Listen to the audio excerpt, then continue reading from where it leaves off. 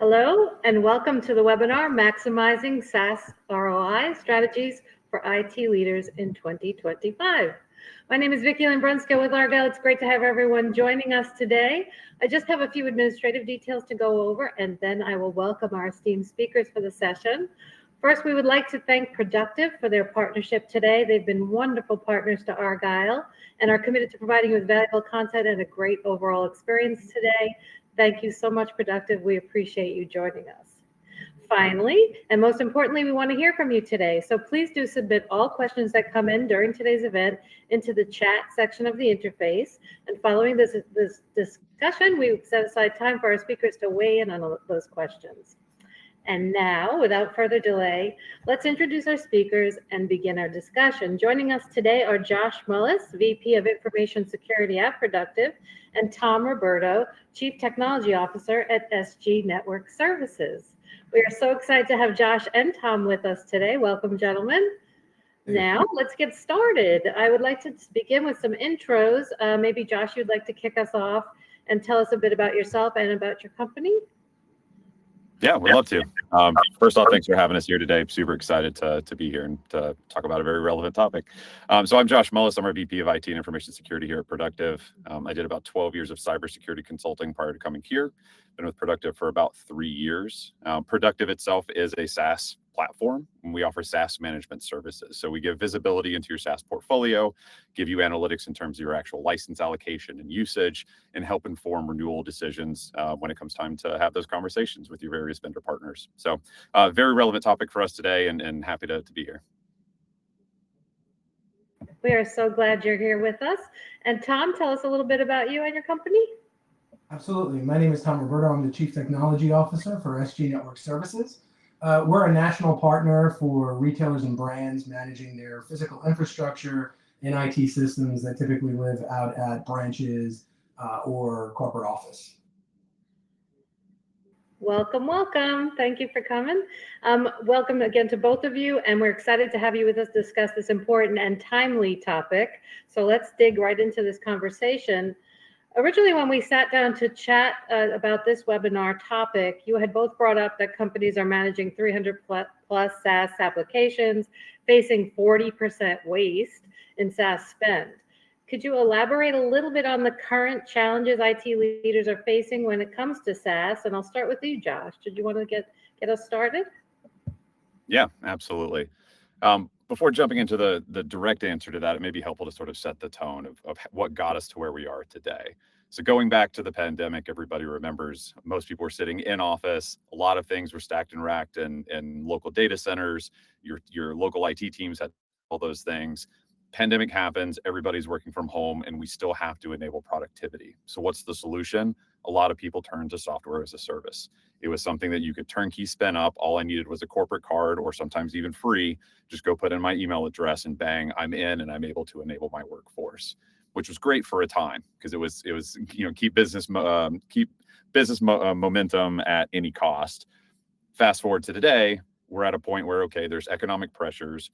There's more direct pressure from the board, from your finance team, that we need to start being more effective and efficient with where we're allocating funds. Okay, well, where do we start to cut? You may have heard some of the things like, oh, we need to cut 10% across the board. Okay, well, some people are going to feel more pain than others because we're not necessarily using all of the resources the same way. And so when we say a lot of the average company today has 300 plus SaaS applications, well, that's on average. Some of them may have 2 times that, 3 times that. And we're saying, okay, well, there's 40% waste. What do we mean by that waste? Well, we mean a lot of those licenses are going unused. They may not have been reclaimed. They may have been over provisioned in the first place. But when you go look in a lot of these SaaS platforms, you go look in the admin console, what you're going to see is everything's lit up green. Maybe you're lucky if they say last login, but we're not really getting into the analytics of how it's being used, where it's being used. And so when you hear, okay, we got to go cut 10%, you're kind of just trying to make an informed guess. Maybe you go dump some logs, maybe you go try to do some analytics on your own, but it's really just not scalable. So where we're at today is really getting a lot of these pressures from those other parts of the business to be able to reduce and do more with less. And you're left with the question of, well, how do I do that? I don't know, Tom, if you've seen something kind of similar on your end. Yeah, look, I think I agree with you. I think the biggest problem is usually visibility, right? Like the the the IT managers of these companies a lot of times just don't know what's out there, who has admin rights, who has spun up the account. Maybe they don't even have financial control of the SaaS platform.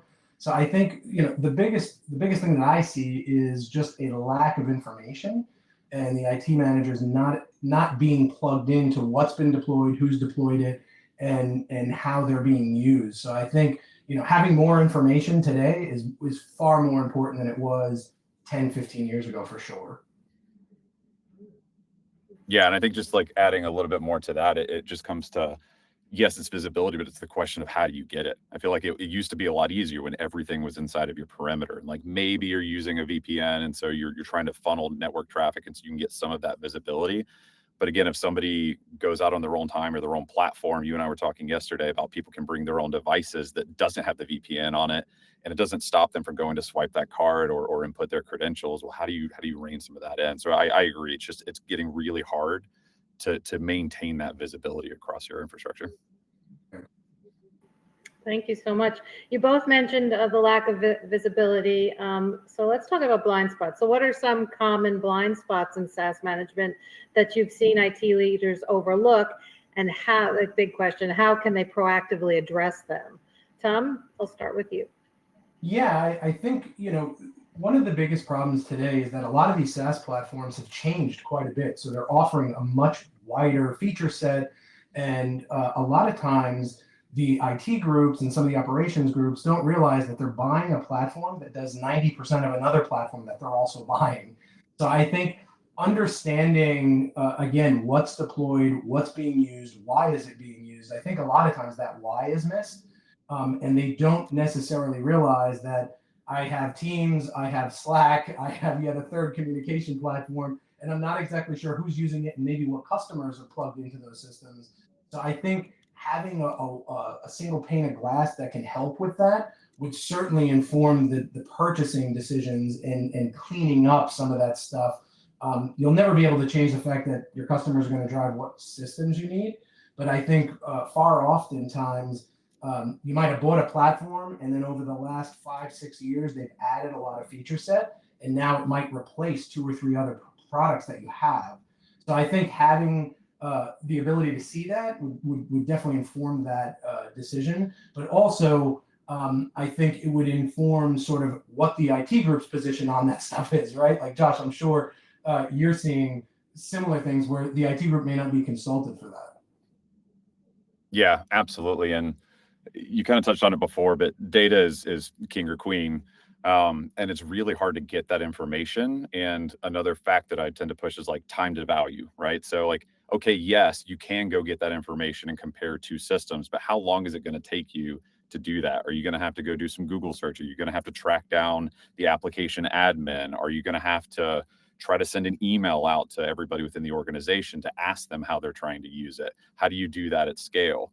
And that's something where Productiv has really driven a lot of value in the last couple of years, is being able to not just get down and compare this application to this application, but actually getting down into feature versus feature, especially as more and more of these vendors are trying to sweetize, I don't know how you want to say it, turn their platforms into suites. You start to see them taking on more and more of the world. How many of your systems today have digital whiteboards included? Because it's pretty commoditized, right? Do you need 8 digital whiteboards? Do you know that you have 8 digital whiteboards today? Because when you first brought in that vendor and you did your upfront assessments, they may not have had it, right? So how do you start to do that at scale when your central IT team may not even know what all these products do? And that's where a lot of the value from Productiv has been able to come in, because we've been able to pull in a lot of that information. It is in that single pane of glass, and it's effectively turnkey so that you can start to do that at scale. So that time to value is much, much faster. Yeah. Thank you so much. Before we're going to be launching a poll shortly, I just wanted to let everyone know to please take a moment and fill that out. And then after this next question, I'll kind of go through and give you some of those answers. And the poll question is, sorry, I need to get back to it. One moment. What is your biggest challenge when managing your SaaS portfolio? So if you please take a moment, attendees, to go in and answer that poll, and we'll come back to that in a moment with those results. The next question I have here is another big one. What role do usage analytics play in renegotiating vendor contracts, right? And how can IT teams use data to strengthen their position in negotiations? I'm going to start with you, Tom. Sure. Yeah. Look, I've been a part of these negotiations for many years now, and nothing is more important than understanding the usage of the platform. Things like how many users do you have provisioned? When was the last time they logged in? What kind of data usage those users may have? How much does the company on a whole actually deploy feature set wise with the SaaS platform? So I think having those analytics during the negotiation usually means the difference between purchasing a right size platform and negotiating the right price versus paying for something and potentially having half its users not even log in. And you've got a lot of waste there from an IT spend. The other thing you got to keep in mind with these SaaS platforms are they're all monthly reoccurring costs, right? So sometimes they're hitting different budgets inside of the organization. If you can negotiate something that's right sized for your business and having that information at your fingertips, I think it helps budgeting and helps finance lots, because the more of those platforms you have, the more they hit that monthly recurring budget.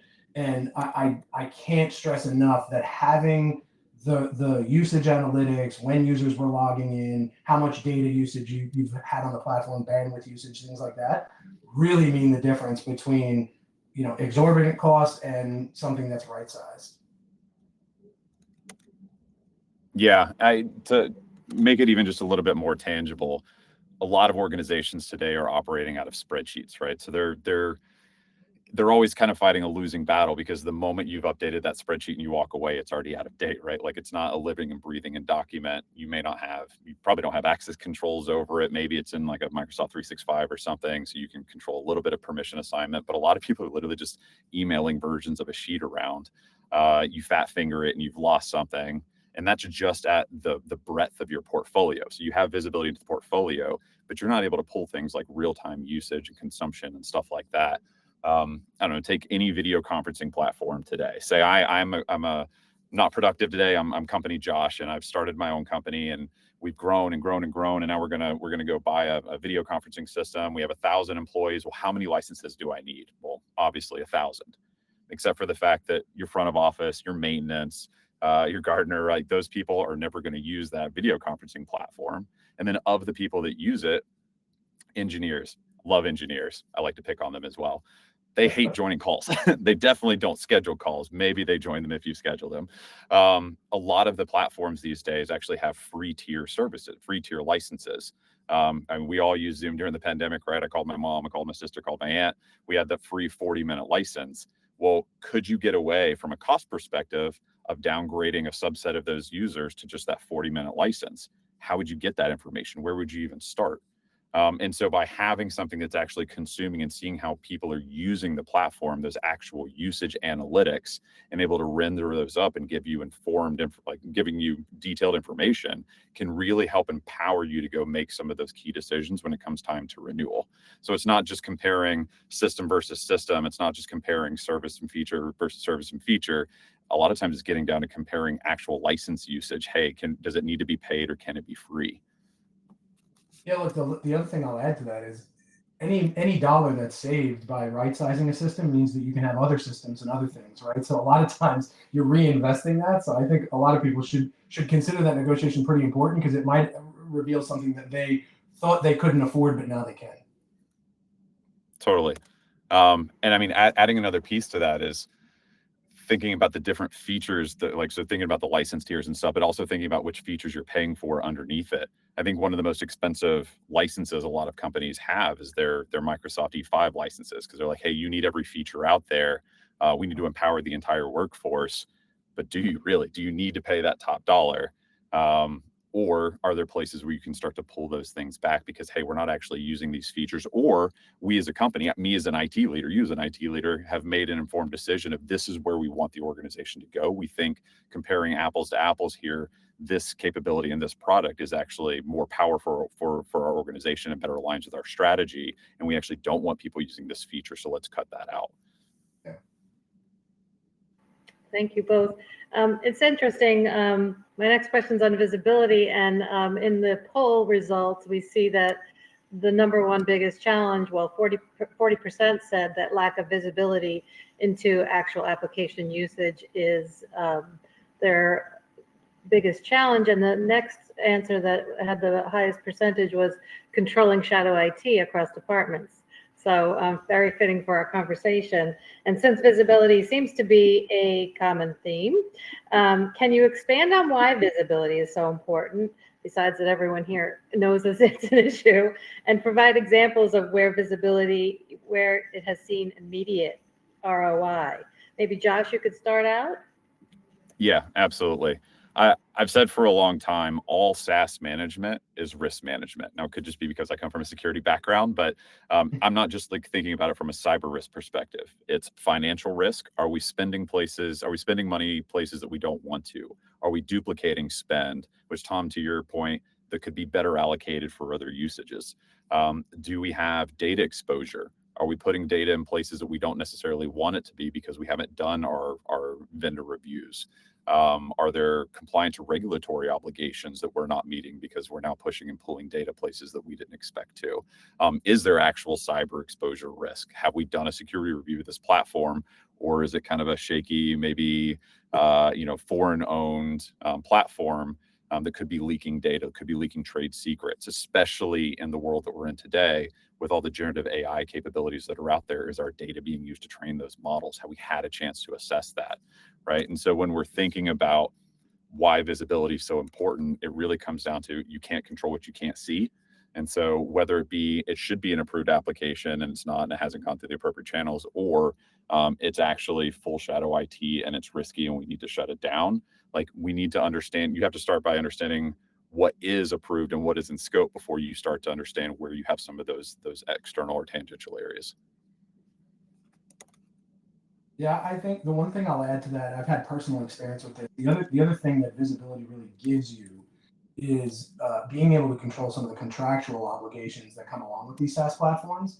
So I have absolutely had situations where something was deployed, it was upgraded and kept in place, and nobody realized that by accepting the terms, by saying I accept, that they were agreeing to term limits. In certain cases, it could be multi-year term limits. And that creates sort of a contractual obligation problem for the business, right? Especially if you're contracting for multiple years to an overseas company or to something that's got a regular price increase to it. So I think, having that visibility and being able to make use of it also brings you back in compliance and in control of the business from a contractual obligation with any of the partners that you're deploying for SaaS. Well, and I'm to add on to that, I'm glad you brought that up. It just kind of jogged my memory on it. One of the other features that we've rolled out with Productiv is our no-code workflows, which is process automation. As a former consultant, people process technology is the way I tend to think through things. We bring a lot of the technology, but by having these workflows to drive that process and repeatability, it becomes super powerful. And so one of the key things that I've loved in terms of our actual adoption internally that a lot of people don't think of are true ups and auto renewals. And so if you don't have a source of truth to notify you, hey, you in this contract here, if you don't give them 90 days notice ahead of time, you will be auto renewed per contract terms. How many times have you gotten stuck with it? Like, oh, we're 2 weeks past, now we're stuck on it for another year. Or you're 30 days out, it does trigger, and you're like, oh yeah, I want to go negotiate it, but you didn't get notified early enough in advance. You're not looking far enough in advance. So there's not enough time to migrate off of it. And so by having some of this repeatability, by having a tool that really takes those contract terms, has those notifications, and can drive that repeatable process, in 2 years, we haven't missed a single auto renew. So we're actually empowered to go have those renegotiations up front and get better terms, go do market analysis, and potentially even redirect the strategy for the organization in terms of which tooling we want to use. So love that contract piece. Yeah, no, that's great. Thank you. Now, because 30% of our attendees, mentioned shadow IT as a huge challenge. Talk to me more about shadow IT. So how can IT teams balance controlling shadow IT while still enabling business units to adopt the tools they need quickly? So, Tom? Yeah, this is something near and dear to my heart, right? Like, especially with our business. you're constantly in a battle for bring your own device, empowering an operations team to do something. I'm sure there's plenty of organizations out there where people are spinning up Dropbox accounts and all of these different storage providers and chat programs and things where IT may not be involved, and that might be part of the process that they have baked, right? But I think you're never gonna get away. And if anything, the world is changing to the point now where more of that is expected. They want more agility within these teams. So IT really needs to be able to sit there and figure out, okay, what do we do when someone signs up for one of these platforms? How can we onboard that platform or have a framework built whereby those things will then get tracked and we'll understand what's being used, where the data lives, who's the admin, can we gain control over that? Because, from my opinion, cybersecurity and data security is a huge concern when it comes to shadow IT. Not so much that you maybe have a platform that you're paying for and you didn't know about it, but that you might have customer data or identifiable ID credentials and things like that out living on a platform that you're not in control of or that you don't know about. So I think with shadow IT, IT teams need something to build a framework for, and then know that there's going to be a catch-all and there's going to be something that'll grab that stuff as it comes down so that they can give the agility back down to their operations teams, but not totally lose control from a security and from a procurement perspective. Josh, I'm sure you're dealing with this on a daily basis. Absolutely. And I've kind of hit on a couple of these points, but really start by knowing what is approved. When you know what's approved, then you can start to detect what's not, whether it be actually not allowed or just something that hasn't gone through the appropriate channels to then onboard. Have a defined process to do that intake, because sometimes, like I said, it is, hey, there's an actual business need here that we haven't addressed. That's why the organization, that's why these people are going sort of out of bounds for it. Let's go do a quick analysis. It could be that they just didn't know that there's an approved system internally and it takes a little bit more education. Great, that's still good information. That's good stuff to know and have some playbooks behind that. It could be we have a gap here, a service gap or a feature gap. Okay, let's go do some market research. Maybe the tool they're using is the right one. Maybe it's not. Let's bring it through the appropriate channels to onboard. And then the hopefully rare case, it's something that is actually not approved for specific reasons. It could be malicious. It could be out of compliance. It could be sanctioned. It could be something, right? And then you need to have that playbook for how do we address it? Do we need to quarantine information? Do we need to send a cease and desist? Do we need to send some sort of message to make sure that they've actually deleted and they're accountable for it? Are there compliance requirements that we may have that we need to capture that so that when we come time for audit, we can represent that and have it stored in a central repository?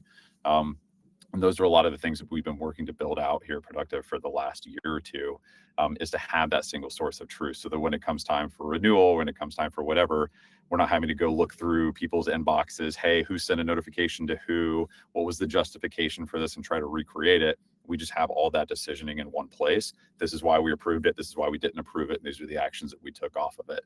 And then how do you do that at scale, right? So like when I'm thinking about shadow IT, it's not necessarily, oh, it's all bad, but we need to have those guardrails to try to keep people on the track. And when we find something that strays from it, well, we need that data analytics to be able to go inform our decisions or, okay, what do we do? What actions do we take and why? Yeah, look, the other thing that I would leave people with, right, is I've been in the SMB space, most of my career. And I think a lot of times people miss out, like, do those systems exist? How would I create a framework? Okay, I know I need that, but who would I partner with, right? The important part to note is, Josh, what you're doing is creating systems for that. And that stuff does exist today. It didn't exist, 10 years ago. I think a lot of times then it was very hard to track that stuff. And that's why you end up in a smart sheet or an Excel file or something. But today it's far more mature. And the systems like yours are allowing a framework to be placed within these organizations. And it's very accessible, unlike years past. Well, and spot on. I mentioned the people process technology side. There were a lot of people in process out there. There are a lot of people on this call who've spent a lot of hours trying to curate it and fix it and do the right thing. And I think the technology was lagging behind. I think you're spot on. The technology has started to catch up. The understanding that this is a problem space that needs to be addressed is now caught up.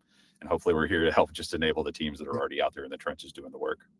I'll add one more thing. I know we don't want to spend too much time on it, but again, near and dear to my heart, right? With SG, like we're managing the wireless networks. We're managing what's being deployed at these facilities. Do they need to be mobile? What does mobility look like today in a warehouse and in a retail setting? A lot of these decisions, a lot of these SaaS platforms are driving that, right? If people are using their smartphones or a barcode reader or something like that, and they're attached to these systems, that drives a much more expensive conversation on the physical infrastructure side. And I think people don't realize that, hey, if I have a process or if I don't have a framework for this, potentially it doesn't just impact me deploying the software. I might be deploying wireless networks and physical cabling and fiber to connect IDFs that I didn't even know people were using these tools. So I think there's a ripple effect that happens with shadow IT where you really have to have control over that, because it not just impacts the budget for software, but it could have implications for hardware, cabling infrastructure, connectivity, everything. For sure. Thank you so much. And you may have covered some of this in the answer to that last question. Security and compliance requirements are evolving so quickly. So my next question was for you. We could dig in a little bit more. How should IT leaders be thinking about SaaS governance to align with evolving security, compliance, and business agility needs? Josh, did you want to start us out? Yeah, absolutely. I think a lot of it comes down to actually understanding what your process today is. What's your today, who needs to be involved, and then trying to standardize on that and drive repeatability around it. Because once you understand that, then you can start to say, okay, well, we want to optimize here. We want to bring this other stakeholder to the table. We want to do all these other things. But it starts by understanding who needs to be involved today, at what points, at what cadence, so that you can drive that repeatability. As a security person, I had a lot of trouble in my first time, like when I first came into the organization. I've seen it happen at other places when I was consulting. Security gets brought in too late to the conversation. If you're lucky, you get brought in a week or two before they're planning on signing a deal, and they're saying, hey, security, you're holding things up. Hey, why are you dragging your feet? When you're there to try to enable the business, but enable them to do things securely. More often than not, it happens. They've actually signed on the dotted line, and then you find out a couple weeks later during implementation, they're like, "Oh yeah, we got a new tool. Can you make sure we're not hanging in the wind?" And so by actually being able to define these processes and have something that drives that repeatability and brings people to the table the same way consistently every time, I now never miss anytime there's an intake. So anytime we're looking at a new platform and one of my peers submits a new application request, that triggers a workflow that then brings me to the table in conjunction with my finance team, in conjunction with procurement, so that we're actually able to do the reviews. We're able to help with the negotiations. We're able to inform the requirements up front. And it happens early enough in the cycle that we're now no longer the blocker. We're now a peer, a partner, going through to make sure that this is the right tool, that we're implementing it securely.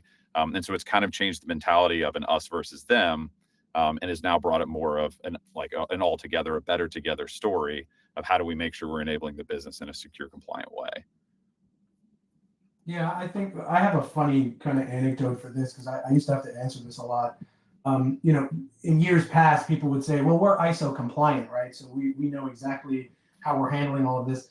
The things that came along with these old certifications and some of these things that businesses used to hang their hat on is, to become ISO compliant just means you have to be consistent. You can be consistently bad and still mean that you're ISO compliant, right? So I think, some of the newer kind of mentalities are you have to be proactive, and you can't hang your hat necessarily on a single certification or a single agency to say, yes, we've got this covered. I think, again, it's very important to have the framework and do what's right for the business, right? Like a lot of folks think, well, if I'm this or if I'm that, PCI compliance is a big one for retailers. And it's like, well, if I'm PCI compliant, I'm good. That's the bare minimum that you have to be to accept credit card payments, right? Like that doesn't necessarily mean you're the best at it. So I think having tools, talking to finance, making sure that stuff is budgeted, running those scenarios back, you'll have a more holistic kind of approach. And I think you'll be a lot more respected internally within the organization to say, hey, look, I get we're this, but I want to be this and that. I think that's kind of the new attitude towards security IT. Thank you. So I'm sorry. Did you have another comment, Josh? No, just sorry. So, all of this, everything that we've talked about so far requires collaboration, right? So there's the big question: how can IT leaders foster better collaboration between IT, procurement, business units to ensure SaaS investments deliver that real value that you're looking for. Tom, did you want to start and kind of give us your ideas? Yeah, for sure. Like, I think, again, like, as I've seen things evolve, especially pretty recently, the adaptation of SaaS within an organization has pulled finance, sales, and operations together in a way that they had never been pulled together in the past. So I think what people are now seeing is, hey, I have these platforms like Salesforce, like QuickBase, like Smartsheet, and they're now spidered into all of these different processes within my business. And some of them may be financial approvals, some of them may be customer and operations approvals. So I think understanding what is deployed within a business really helps with the collaboration of the internal workings, right? I often tell stories about you can literally change something in one of these systems. You might change a workflow thinking it's an innocuous thing or that a platform isn't necessarily needed in that way. That one change can spawn 30 other changes within the organization. And now all of a sudden, somebody you weren't even thinking about in finance or in the warehouse or someplace else is now going, hey, I don't have that button anymore, or we're not getting that report anymore. And sometimes that can mean the difference between stuff leaving the business and revenue generation and not. So I think, as you're looking at SaaS platforms and what we're talking about having visibility into these systems and things, I think IT leaders need to be thinking about the manual steps, the non-automation things to say, how does this impact my teams? How are they being pulled together using the software? Because it might drive you in a direction to say, I need to look more at this platform, or I need to pull this thing out because it's creating more work for somebody. And I think, again, having that visibility will help with the collaboration between teams. And if you're trying to sell it, I think people will ask, hey, how do I do that to finance? I think the answer is I'm going to be pulling steps out of the process. I may be pulling cost out of the business, and I'm going to be streamlining something that may save overhead time. And we can't not afford to have that visibility and have that kind of management over the platforms, especially the big ones like Salesforce, SAP, things like that. Josh, Yeah, I think when we're go ahead. Yeah, happy to jump in there. I think it may be helpful to think about who the relevant stakeholders are here, right? Like, we're talking about finance, we're talking about IT, we're talking about procurement, we're talking about the application owners, sponsors, business leads, whoever may be sponsoring that application, and then the actual consumers of that application downstream. And they're all going to have different requirements. 5, 6 years ago, 10 years ago, IT had a full control over the systems that were coming in, right? Because in order to get a new application deployed, you needed a server for it, you needed databases, you had to do the networking, you're having to bring all those things in. And so IT had a full ring fence gate around what was being deployed. Today, anybody can go spin something up with SaaS. Like we talked about it earlier, you just run a card, you put in your email address. And so bringing these stakeholders to the table, they've been empowered in different ways to do different things. And they don't, in many cases, all have full visibility. Finance is just, hey, do we have the money? Do we not have the money? But they're not necessarily looking down into the actual feature level of, are there better ways that we could consolidate and reduce redundancies? Same thing with the sponsoring organization. They may not know what the IT strategy is. They may not know where existing systems or preferred systems exist. They just know, hey, I want this, and they're trying to go do it. And procurement is there to be your friend, is there to help the process through and negotiate better terms. But sometimes the organizations are going around them. And so then procurement teams try to bunker down and say, no, now we're going to do these big, full RFP, RFI type scenarios. And that's sometimes slowing down the process, just say. And so like you can see where there start to be friction points that didn't used to exist that now need to be addressed. And it shouldn't be an us versus them, like I was talking about before. You really need to be intentional about bringing these stakeholders to the table and saying, okay, what is our intended process? How do we streamline things, and how do we get the most value for the organization? The business should be coming and saying, hey, we have a need for this. This is what we're trying to do. work in collaboration with the IT team, who may be able to say, hey, this does or doesn't align with our strategy, or inform the strategy longer term. And then work directly with finance to say, okay, what are we approved for in terms of budgeting and things like that? And then go leverage the procurement team to go get the best resources, to go get the best pricing that you can. And that's how the system starts to really streamline and work more effectively. But if everybody's sort of running around and I know best and I'm going to do this thing, it just introduces all kinds of inefficiencies into the process. Thank you. I love the comment. Do we have the money? Do we not have the money? Those are the big questions. So my next question is, what strategies have you seen work best for optimizing SaaS spend? And how can IT leaders ensure their cost-cutting efforts don't negatively impact productivity? Tom, I'm going to start with you. Yeah, I think from my opinion, and from the vantage point that we typically have at SG is, are the decisions purposeful, right? You have to be very purposeful in how you decide on what you're going to spend money on. So I think far often, if it's left to, hey, I'm looking at a bunch of features and I need to solve a problem quickly, let's go spend this, let's go spend that. You end up with a budget that's got tenfold systems that overlap, and you've got issues, and you don't know what, all the things that we've been talking about.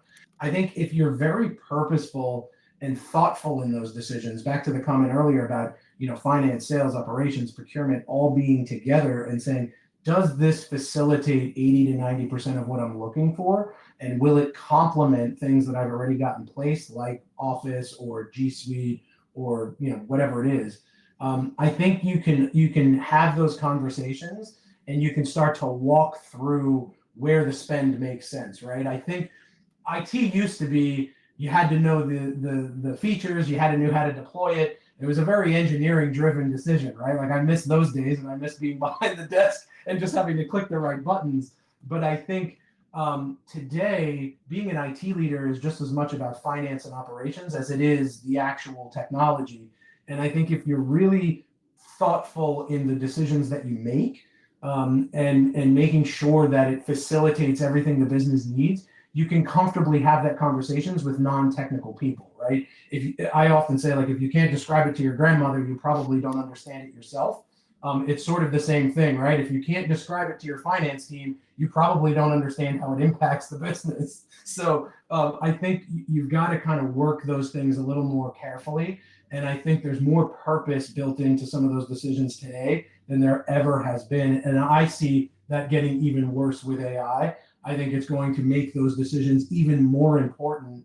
And you're going to have to simplify even more, because some of the AI-driven systems today, especially the SaaS stuff, you're going to really need to overhaul the conversation that you have. And as an IT leader, it's going to be more about security and operations than anything else.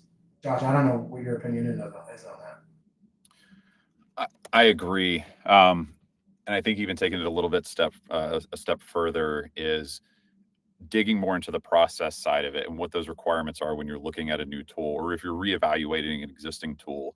It gets down to understanding, what is that business value that system is supposed to deliver?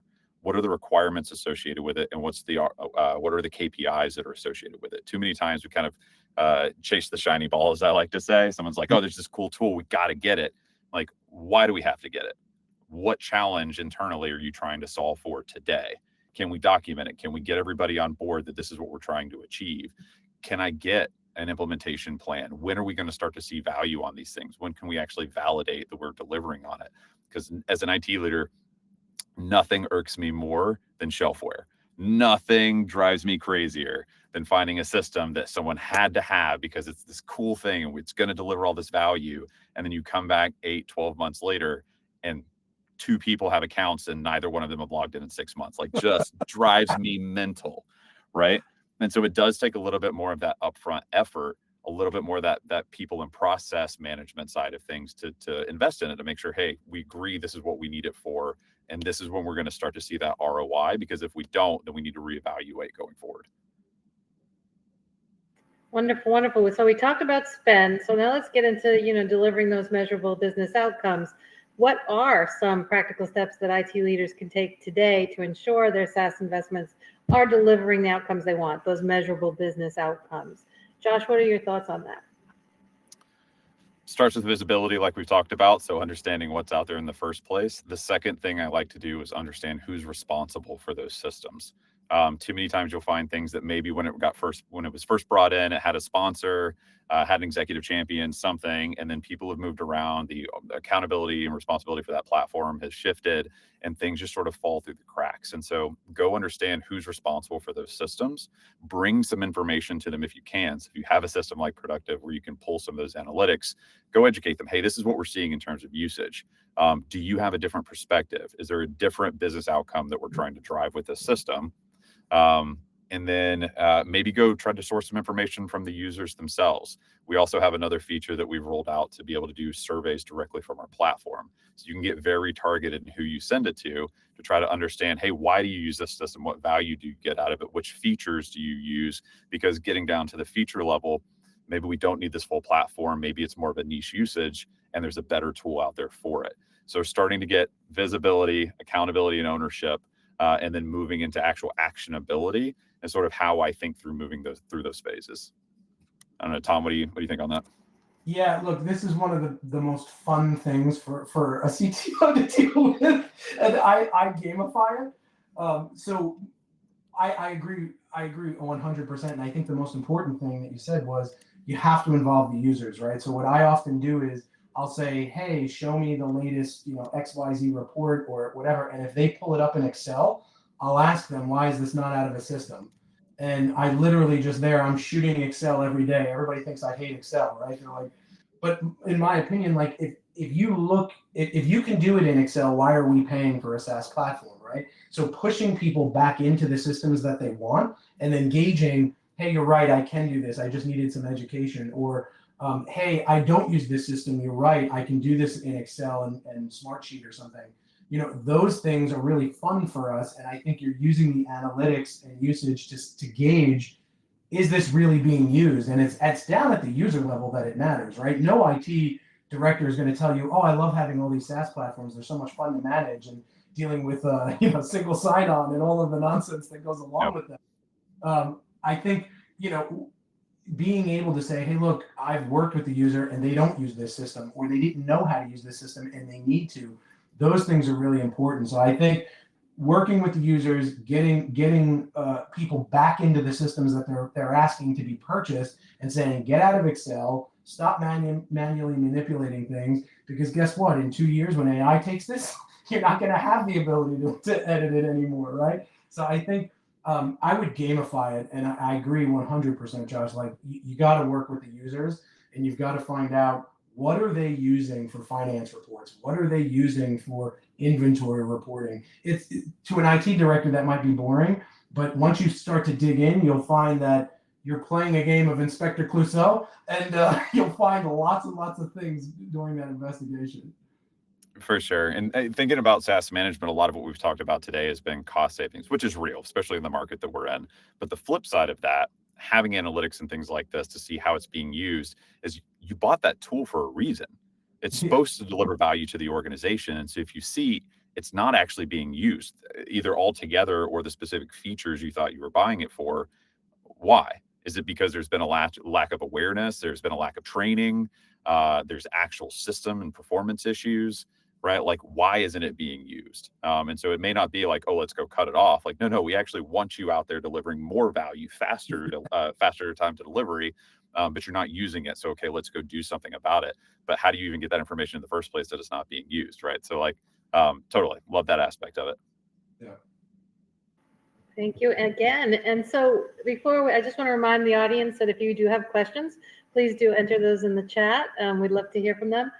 Before we go to this last big giant question, put on your thinking caps, what emerging trends or technologies do you see shaping the future of SaaS management, and how should IT leaders get ahead? How can they use it to get ahead? So Josh, I'm going to start with you. For sure. And I'll make one comment on the previous question, just because I was smirking the whole time you talking about the spreadsheets. I don't know if I'm supposed to say this, but we had an internal initiative for a while too called Kill the Spreadsheet. it was the same thing. That's why I was laughing. Yeah.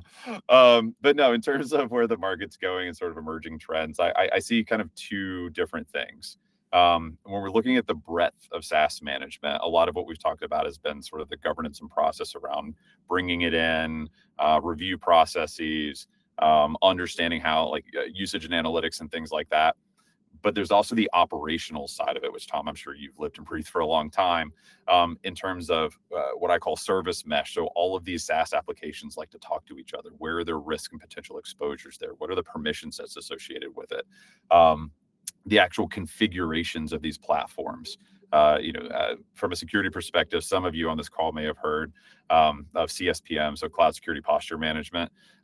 There is a recent area around SaaS management called SSPM, which is the same thing, but for SaaS Security Posture Management, which is what are all the configurations associated with these different SaaS platforms.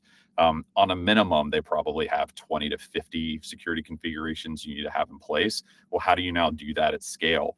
Do you know what the preferred configurations are to make sure that you're secure? And so you're going to start to see, at least in my opinion, you're going to start to see a lot of these different capabilities meld together to give that much more holistic view of your SaaS portfolio. So really thinking about it from a life cycle perspective, it's intake, it's purchase, it's implementation, it's operations. So all the security and management and provisioning and deprovisioning of access and all those things. And then eventually you're going to sunset it. You're going to have that renewal review. You're going to decide you don't want to do it. What steps do you need to take to retire that system? Request data deletion, pull it out of your SSO.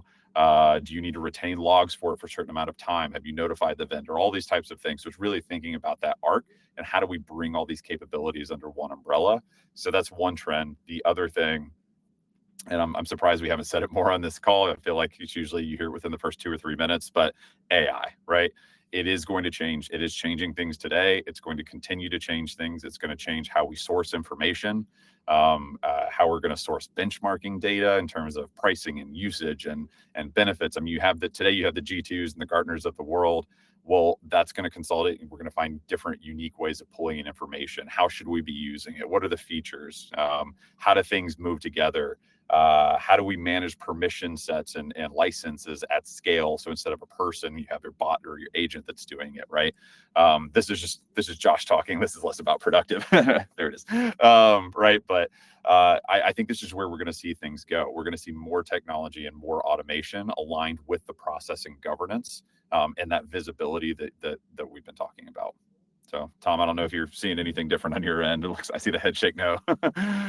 I think you're right on. I mean, like, look, obviously AI is really big. I'm actually I'm helping school districts kind of navigate this. So AI today is very, very in its infancy, right? It's extremely infant.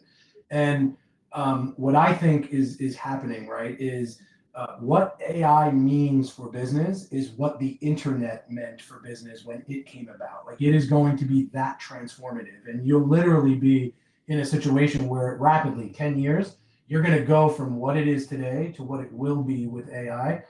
We're just not seeing that yet, right? You're seeing little cool features here and there, but you're not seeing this big sweeping change. That is coming. It is what the internet was for us in the late 90s. The so ability AI, to consume photos faster. Yeah, I mean, like, look, I'm telling you, like, you have no idea the transformation is coming. But the other thing that I'm seeing is, and you kind of led to it, is there's this democratization or platform attitude towards everything today. And I think what you're seeing is a lot of disparate systems are now starting to create themselves as full feature-enriched platforms. So, it used to be that Dropbox was a place to store files. Dropbox now allows you to edit Word, Excel documents. It allows you to do sharing. It allows you to do collaboration and chat. Like, there's so many other things built into that platform. Same thing with Office. I mean, you look at Office, you were saying, licenses being used. We deployed Copilot earlier this year, and, we're looking at it. People just don't know how to use it yet, right? But once you do, it's a total platform for getting information. It's a totally different mindset. So I think as you're looking to the future as an IT leader, obviously AI should be one of the first 3 things that come out of your mouth. But I think it's in looking at these things as something you're going to have to live with as a platform and not necessarily as an application. I think that legacy mentality of I need an app for that, or where do I download the program, that is starting to shift towards what platform do you run, because it does all of that. And I think as things mature and AI takes hold, I think you're going to see a lot more of those decision making. And we've seen that internally too, having to kind of pick your horse and say, this is the one that's going to get our business from A to B. And we know that it's because it does these feature set things and it's growing, and less about I want to use Word and Slack and we can make them work together. I think the platform is going to be a more important decision. Yeah, I mean, it's almost what came to mind was like thinking about it in terms of cars. Like, do you like Chevy? Do you like Ford? It doesn't really matter.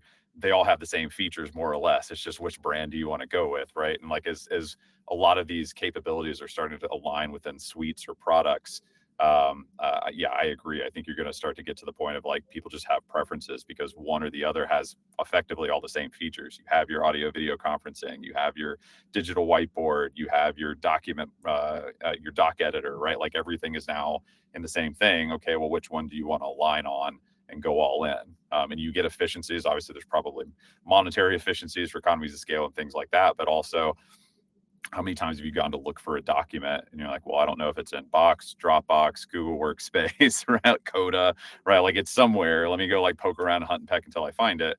Well, if you know it's all consolidated on one, then there's efficiencies in the organization because it's just faster time to be able to find some of these things. So yeah, I like where you're going with that. I think I agree. Well, you opened up the conversation on AI, and I see that our first question from the audience is about AI. Our first question is, any starting steps for IT leaders when managing a large SaaS portfolio, especially with the rise of AI-powered applications? Josh? Yeah, I'm happy to jump in on that one. I've actually been talking a lot about that recently. I'm probably not the first to coin it this way, but I've been referring to it as shadow AI. I know that I've experienced it a lot internally in our own systems where a lot of vendors are trying to quietly and organically push their AI capabilities out without empowering the IT leaders to be able to make informed decisions about whether we want to turn it on. Are there security risks with using this AI? Is it driving inefficiencies in the organization? Again, because it's trying to push people in different directions. Maybe we want to go all in on ChatGPT or one of these other models, and they're trying to push a different one. And so I think we're going to see some changes in technology to support this in the next 6 to 12 months. But a lot of it starts by making sure you're doing the fundamentals right. Start by having visibility in what your tools are in the first place. Start by looking at the configurations within your platforms themselves. And this is hard to do at scale. So I totally get it. Use a risk-based approach. Understand what your most impactful systems are, where your riskiest data or most sensitive data is, where there's like business compliance or business critical systems that you're using. Go look at the configurations for those. And a number of them way embedded down may have a feature or a configuration that you can enable or disable to allow like beta features to be released or to allow like new features to be organically rolled out. Not all of them are going to have it, but a lot of the big ones do.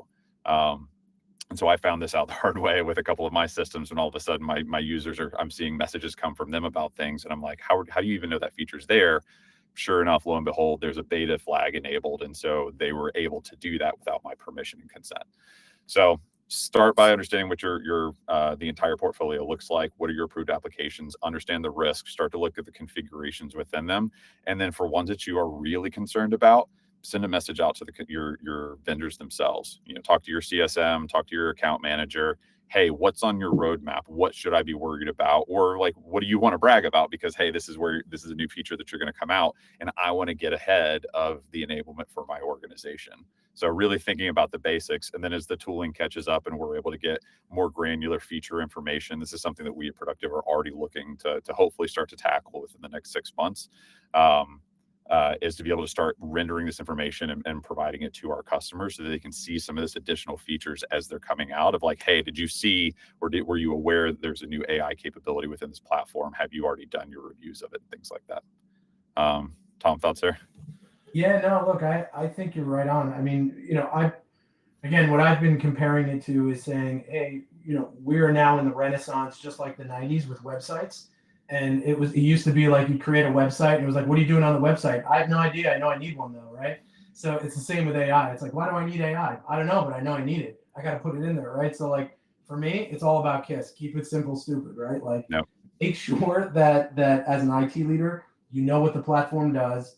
I think keeping your security and your mindset around simplicity is huge. I love the idea of talking to your vendors, making sure that you're ahead of your users with what's available. But the important part to note here is that it's all new, right? People are going to start implementing AI across the board, and you're not really going to have control of it.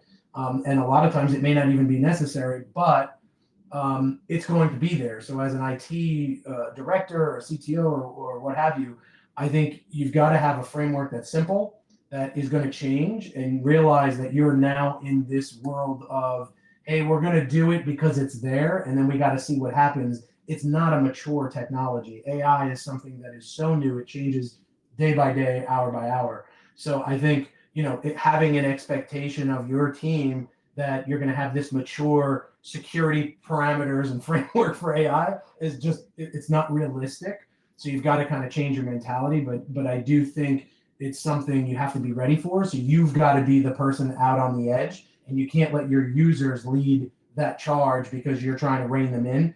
You've got to kind of direct them where to go because you want them to go this way and not that way. Yeah. And one other thing I'll add to that is, I don't know the sort of a general makeup of anybody who's on the call today. Tom, I know you and I have talked about a lot of the small market side of things, and then maybe you're into some of the mid market. There may also be some larger companies that are on this call or may hear this call later.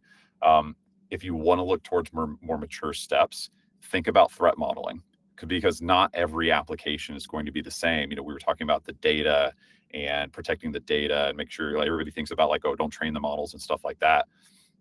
But there are also other considerations, like, I don't know, think about your recruiting platform. A lot of companies using recruiting platforms these days, they don't really think about that as a critical system. But what if the AI model that was supporting that recruiting platform had been trained to only look for people of a certain demographic or sexual orientation or something, right? And that was to come out.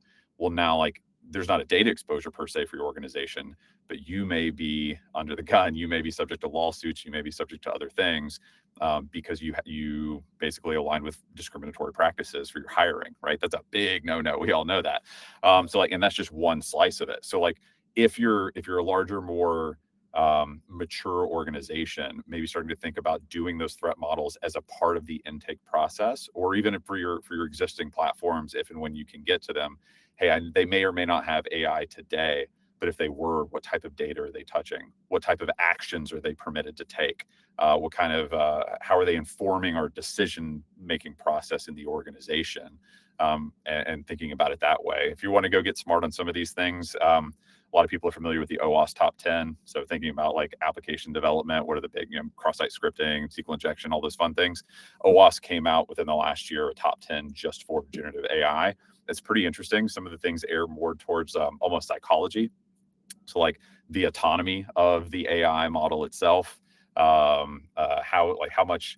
empowered is it to go make decisions on things? I mean, I think some of you may have seen the stuff that's come out about like some of the airlines. Their chatbot was basically saying, hey, like, we'll give you a refund or we're not. Like it was given too much autonomy.